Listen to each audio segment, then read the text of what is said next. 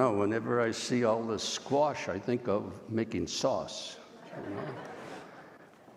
Boy, she put everything in the sauce when she made it.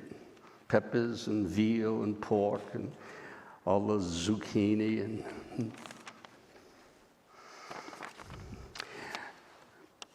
The great storyteller, Jesus, always, 99% of the time, preached by telling stories. That's why he's the greatest storyteller of all times.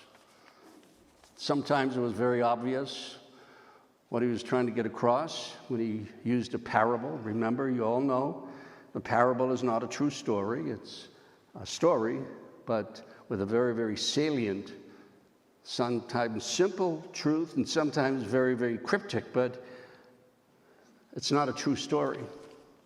So we have a gospel this morning, and James and John, and I'm sure the others would have posed the same question if they had an opportunity. They were looking for power. They were looking for prestigious positions. They didn't understand. They didn't have a clue what the kingdom was all about. They wanted to be great. They wanted to sit with power, majesty. And Jesus said, basically, that isn't the way it is in the kingdom. That isn't the kind of kingdom I'm preaching. If you want to be great in my reign, if you want to be great in the kingdom that I'm preaching, then you better understand you've got to be a servant. You got to be of service to other people. So this morning I want to share with you two stories. They're not parables because they're true. They're not very difficult to understand, but just remember the gospel. If you want to be great, you got to serve. Two wonderful stories that I always keep in mind. The first fellow was named, I used to call him Big Joe in the parish because he was 6'4", about 290 pounds. He had a PhD in chemistry. He worked with minerals up there in the mountains way just outside of Vegas. Anyway, Big Joe, I called him. So there's Big Joe, and then there's Alex. Alex is a guy who walked around Boulder City for about 10 years, kind of one of those people that have fallen through the cracks of society. Deep voice. Hello, Father Joe. You going to have coffee this morning, Father Joe? I said, yes, Alex, I'm going to have coffee. Then it come in 2 days later. Hello, Father Joe, you going to have coffee? Yeah, Alex, I've just been waiting for you to come in. We're going to have coffee. Alex had gangrene in his big toe, so they cut off his big toe. And 6 months later, they cut off half his foot. And then 6 months later, they cut off his whole right foot. Alex would walk around town, dirty old clothes, and he lived in one of those half houses that they have in Boulder City. He used to collect paper and little pieces of wire and little pieces of rope, and he'd stash them away. He was a collector. You've met those people. And Big Joe retired, somehow or another met Alex. And Alex would walk around Boulder City every morning. Most of the day, that's what he would do. And so Big Joe befriended him.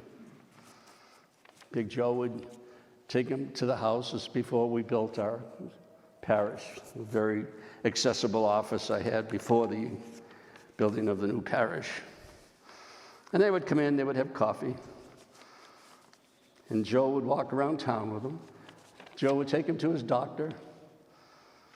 Joe would take him to the hospital. Joe would go over to his house and try to clean up the little place, but Alex didn't want him to touch anything. And Joe would take some laundry home, and his wife Mary would do the laundry for Alex. He'd always say Joe, Big Joe, and Alex walking around town.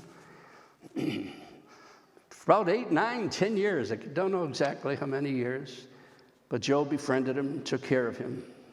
Then he had to go to the hospital, Alex, very, very serious. Started with the big toe, and I don't know how it all became complicated. And he was in the hospital, and Joe visited him, and about a week later, one of the nurses called Joe, and and said, he's going to die.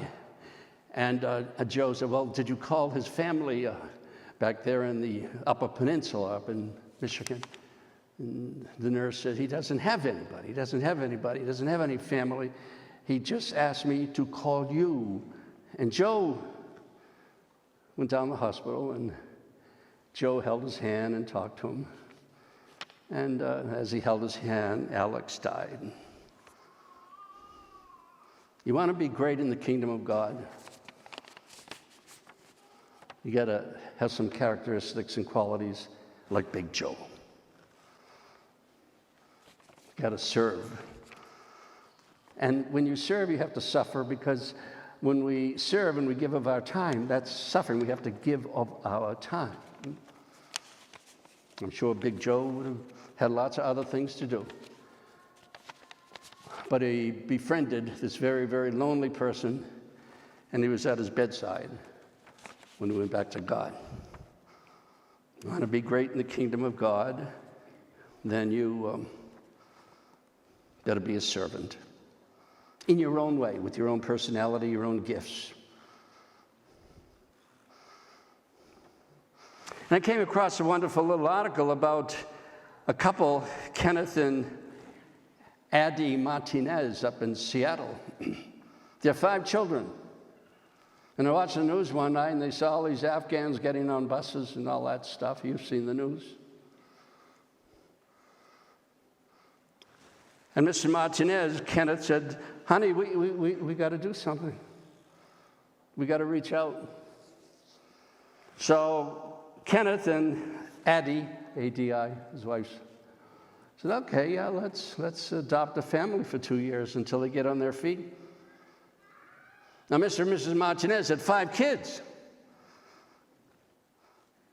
And they adopted an Afghan family for 2 years. Government gives these families $1,000 to get started. But for 2 years, you can kind of get them on their feet. And the family is growing together. And the parents are just having a great time watching these 5 little kids of the Martinez family playing with the kids from Afghan. Just get them started, buy them some clothes, some shoes, maybe find out what talent Daddy has and what kind of work he does, see if you can get him a job. And after 2 years, they got to more or less be on their own. You want to be great in the kingdom of God, you got to reach out. Martinez had 5 kids, and they reached out to a family of 4 up there in Seattle. Wouldn't it be wonderful? Wouldn't it be wonderful if, all Christian churches, all mosques, temples, synagogues throughout the country adopted one family?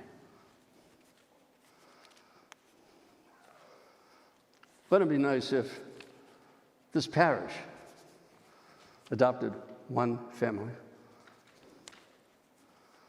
Father Bill tells me you have 6,000 families in this parish. Can't 6,000 families adopt another family for 2 years? 6,000 families adopt one family? You want to be great? That's the kind of kingdom Jesus preached. Just think of that. 6,000 families adopting one family.